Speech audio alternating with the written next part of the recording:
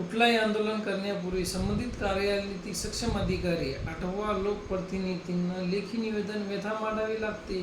त्यानंतर आंदोलनाबाबतचा इशारा द्यावा लागतो. परंतु सलीम मुल्ला सारख्या ब्लॅकमेलर माणसाने वक्फ बोर्डाच्या वेळी धरण्याच्या उद्देशाने समाजाची व राज्यकर्त्याची दिशाभूल करण्याच्या हेतूने षडयंत्र रचलेला आहे. त्यामुळे राजकीय वातावरण पेटलेले आहे. सबळ पुरावा असल्यास रीतसर निवेदन देऊन वक्फ मंडळाची चर्चा करणे शक्य आहे. असताना स्वतःची पोळी भाजण्याच्या हेतूने केलेल्या आंदोलनाचा आम्ही निंदा करतो.